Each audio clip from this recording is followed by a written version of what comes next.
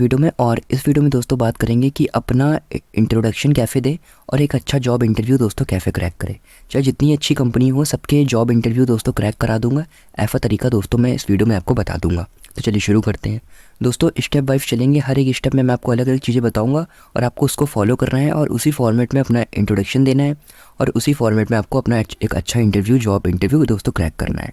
तो चलिए शुरू करते हैं दोस्तों। अगर स्टेप 1 की बात करते हैं तो देखिए, दो चीज़ें होती हैं। एक होता है आपका ड्रेसिंग सेंस, कि आपने किस तरीके से आप दिख रहे हो, और सेकंड नंबर पे होता है कि आपकी कम्युनिकेशन स्किल दोस्तों।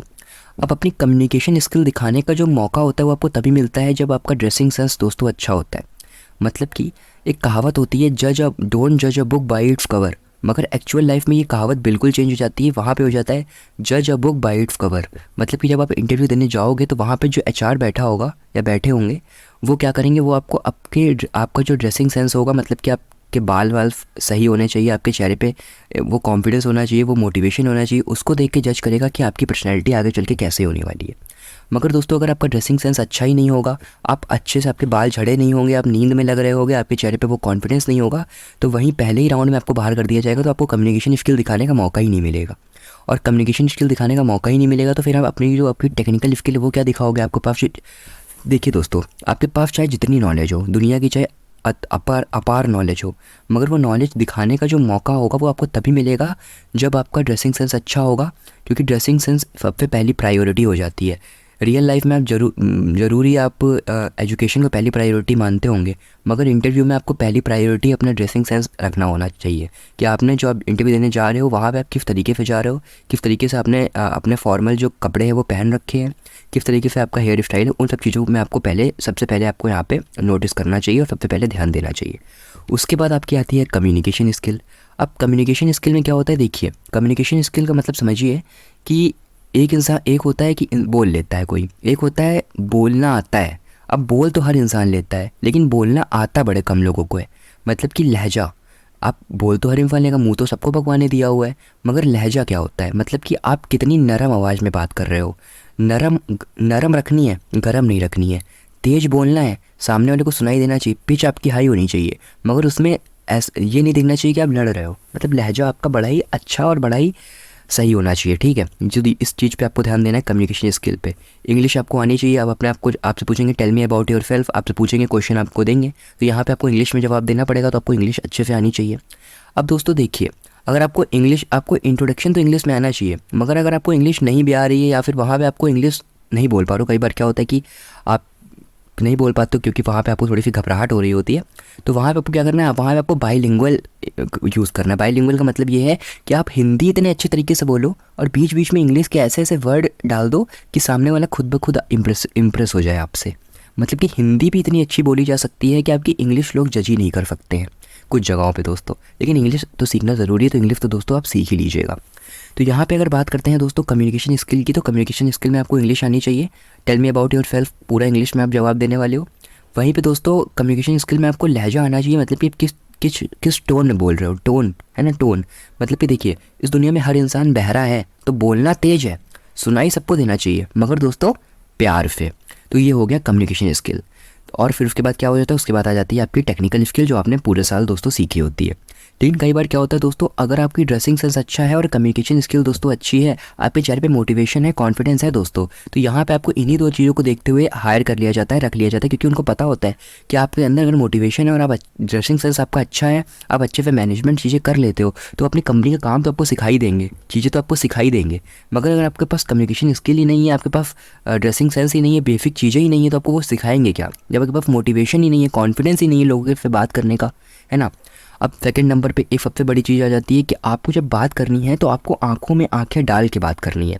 ये भी नहीं कि घूरने लगना है, घूरना नहीं है, मतलब कि थोड़ा सा आपको आंखें हटानी भी हैं, लेकिन जब आप बात कर रहे हो तो आंखों में आंखें डाल के बात करनी है। लेकिन फिर आपको कुछ मिनट में हटा भी लेनी, फिर आई कांटेक्ट अच्छा कर लेना है, फिर हटा देना है, जिससे कि कॉन्फिडेंस आता है आपको भी और सामने वाले को भी लगता है कि इसके अंदर कॉन्फिडेंस है। तो आंखों में आंखें, जैसे आपसे किसी ने वहाँ पे 4-5 एचआर बैठे हुए, तो किसी एक एचआर ने आपसे क्वेश्चन पूछा कि tell me about yourself, तो वहाँ पे आप आंखें अब वहाँ पे क्या है, वहाँ पे आप उससे आंखें नहीं मिलाओगे, वहाँ पे सबको आपको बता रहे हो ना, सबको बता रहे हो, तो वहाँ पे आपको आंखों का ऐसा इशारा करना है कि आंखें किसी से मिले भी नहीं, लेकिन सबको लगे कि आपके अंदर बड़ा कॉन्फिडेंस है और आपकी आंखें मिल भी रही हैं, मतलब कि सामने सीधा फ्रंट में देख के दोस्तों बात करनी है। लेकिन अगर कोई पर्टिकुलर इंसान ने आपसे कोई क्वेश्चन पूछा तो वहाँ पर आप आँखें मिला सकते हो, तो ये हो जाता है, जिससे कॉन्फिडेंस काफ़ी ज़्यादा अच्छा देखने को मिलता है। वहीं दोस्तों ड्रेसिंग सेंस आपको पहली प्रायोरिटी रखनी है, बाल आपको 15 दिन पहले कटवा लेने हैं और यहाँ पे आपको एकदम फ्री हो जाना है, मतलब कि आपको जो हेयर स्टाइलिंग करवानी है वो इस तरीके से करानी है जो आपको बिल्कुल पसंद हो। अब मैं आपको ये भी नहीं बोल रहा हूँ कि आप पान थुकवा लो या फिर बालों में कलर करवा लो, कलर नहीं करवाना, बालों का कलर ब्लैक रहेगा, मगर उसकी स्टाइलिंग ऐसी कराओ जो आपको बिल्कुल पसंद हो और जिसके वजह से आप एकदम फ्री हो, जो आपको ये ना लगे कि बाल अच्छे नहीं लग रहे, बाल अच्छे नहीं लग रहे, जिससे कि आप बोल अच्छे से पाओ दोस्तों, क्योंकि वहाँ पे ये नहीं होना चाहिए। और ड्रेसिंग सेंस आपको अच्छा रखना है। ड्रेसिंग सेंस का मतलब देखिए, अगर आप अच्छे जॉब इंटरव्यू में जा रहे हो तो वहाँ पे सबसे अच्छा यही चीज़ होती है कि आप जो है ब्लैक एक वो ले लो, ब्लेज़र ले लो, ब्लैक पैंट होनी चाहिए और वाइट शर्ट होनी चाहिए, ये सबसे अच्छा ड्रेसिंग सेंस होता है। यहाँ पे आप बड़े ही फॉर्मल नज़र आते हो और बड़े अच्छे नज़र आते हो। वहीं अगर आपको यहाँ पे कोई और शर्ट कॉम्बिनेशन देखना तो वो भी आप दोस्तों देख सकते हो। तो यहाँ पे ये चीज़ें दोस्तों हो जाती हैं। वहीं दोस्तों जब आपका ड्रेसिंग सेंस जज कर लिया जाता है और आपके चेहरे के जो एक्सप्रेशन होते हैं वो जज कर लिए जाते हैं, तो आप सेकंड राउंड में जाते हो, मतलब कि आपको अपना इंट्रोडक्शन देना पड़ता है। फिर पूछा जाता है tell me about yourself. काफ़ी हिफा पीटा क्वेश्चन होता है दोस्तों, ये आपके रेज्यूमे में लिखा होता है, मगर तब भी सामने वाला एचआर आपसे इसलिए पूछता है क्योंकि वो देखना चाहता है कि आप क्या बोलोगे, कैसे बोलोगे, क्या लहजा है आपका। तो वहाँ पे आप सबसे पहले अपना नाम बताओगे, नाम भी दोस्तों बताओगे, लेकिन आप ये नहीं बोलोगे माई नेम इज़ श्लोक शर्मा या फिर my name is Anurag Pandey, my name is नहीं लगाओगे, वहाँ पे लगाओगे this is Shlok Sharma, this is लगाओगे। दिस इज़ थोड़ा सा एस्थेटिक हो जाता है, थोड़ा सा अच्छा लगता है, थोड़ा सा स्टैंडर्ड लेवल पे आपको लेके दोस्तों चला जाता है। तो सबसे पहले आपने स्टेप 1 में नेम बता दिया, स्टेप 2 में आप जाओगे, वहाँ बताओगे प्लेस की, मतलब आप कहाँ पे रहते हो, तो आप बोलोगे I am belong to Kanpur दोस्तों, I am belong to Delhi, I am belong to Mumbai, I am belong to Bangalore, ऐसे बताओगे, ठीक है। फिर उसके बाद दोस्तों थर्ड नंबर पे आ जाता है आपकी एजुकेशन। अब एजुकेशन क्या है, एजुकेशन फॉर एग्जांपल आप कुछ भी करो, फॉर एग्जांपल आप बीटेक कर रहे हो, है ना, कर रहे हो, फॉर एग्जांपल आपका 4th ईयर है, तो अब वहीं पे आपको जॉब इंटरव्यू पे आ गया, तो बोलोगे I am pursuing BTech from ये कॉलेज, तो ऐसे बताओगे फ्रॉम ये वाले कॉलेज, ठीक है। तो यहाँ पे आपको ये आपको हो गया, ठीक है, तो आपका एजुकेशन हो गया। अब आ जाती है बात आपकी एक्सपीरियंस की दोस्तों। अब कई बार क्या होता है एक्सपीरियंस में लोग बोल देते हैं कि आई एम अ फ्रेशर, ये क्या है, ये बड़ा ही घिसा पिटा हो गया आंसर। आपको थोड़ा सा डिप्लोमेटिक आंसर देना है, मतलब कि आपको बोलना है if I get this job it is my first job, मतलब कि अगर मुझे ये जॉब मिल जाती है तो ये मेरी पहली जॉब होगी, इस तरीके से आपको वहाँ पे बोलना है दोस्तों।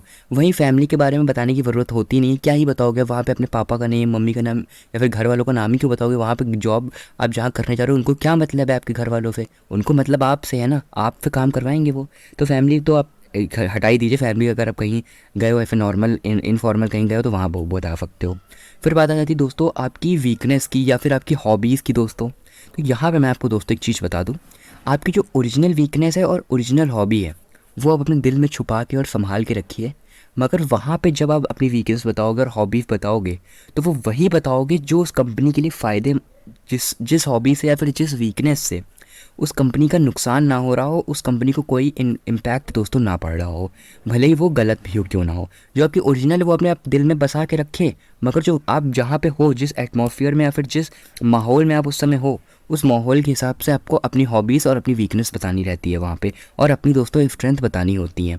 तो इन सब चीज़ों पे आपको बहुत ज़्यादा दोस्तों ध्यान रखने की ज़रूरत हो जाती है। फॉर एग्जांपल जैसे आपसे वीकनेस पूछी गई तो अब ये नहीं बता दो मुझसे तो गुस्सा कंट्रोल ही नहीं होता, मुझसे कुछ भी कोई कहेगा मार दूंगा खींच के, ये नहीं बताना है आपको वहाँ पे अपनी वीकनेस बता देनी, कुछ ऐसी, कुछ आप अपने हिसाब से देख लीजिएगा, कुछ ऐसी वीकनेस बतानी है जो उस कंपनी के लिए कोई भी गलत इम्पैक्ट ना क्रिएट करती हो या फिर उस कंपनी के लिए उस कंपनी को कुछ गलत ना करती हो दोस्तों। उस वीकनेस से कंपनी पे कोई फ़र्क दोस्तों नहीं पड़ना चाहिए, या फिर आपकी हॉबी से कंपनी पे कोई दोस्तों फ़र्क नहीं पड़ना चाहिए। तो ये चीज़ों पे आपको बिल्कुल ध्यान देना है दोस्तों। वहीं आपकी स्ट्रेंथ क्या होती है आप बताओगे, वहाँ पे स्ट्रेंथ आप क्या बताओगे, I am a quick learner, मैं बहुत जल्दी सीख लेता हूँ, और 4 10 15 स्ट्रेंथ आप ढूंढ लीजिएगा तो वहाँ बता दीजिएगा। कई बार दोस्तों क्या होता है अगर आप बड़े कॉन्फिडेंस में बात करते हो, बड़े कॉन्फिडेंस में अपना सब कुछ बताने लगते हो, तो नेम, प्लेस और एजुकेशन और एक्सपीरियंस के बाद दोस्तों आपको वहीं रोक देते हैं और आप पे अलग अलग क्वेश्चन दोस्तों पूछने लग जाते हैं। तो यहाँ पे इन सब चीज़ों का दोस्तों आपको बड़े ही अच्छे से ध्यान देने की ज़रूरत दोस्तों हो जाती है। वहीं दोस्तों आँखों में आंखें डाल के तो आपको बात करनी ही करनी है, कॉन्फिडेंस चेहरे पे नज़र आना ही आना चाहिए।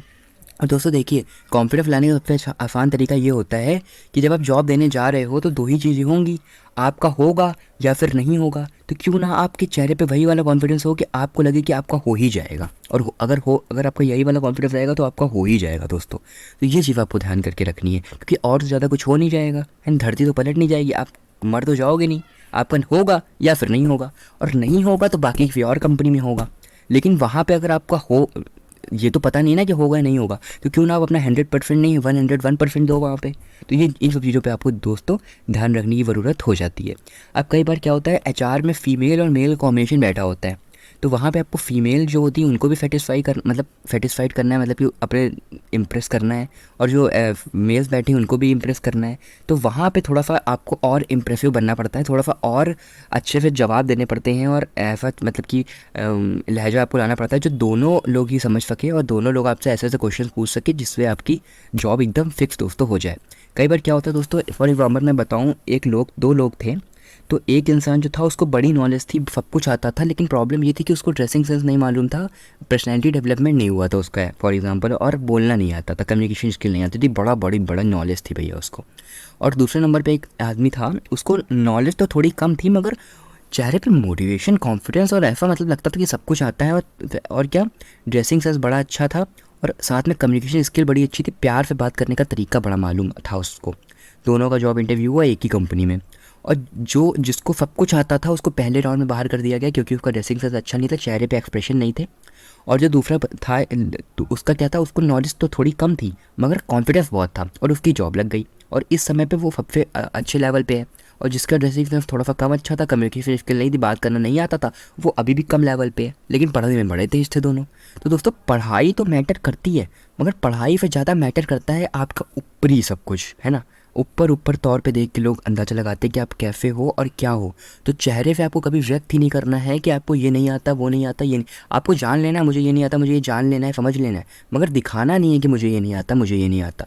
ये बहुत ज़रूरी दोस्तों हो जाता है।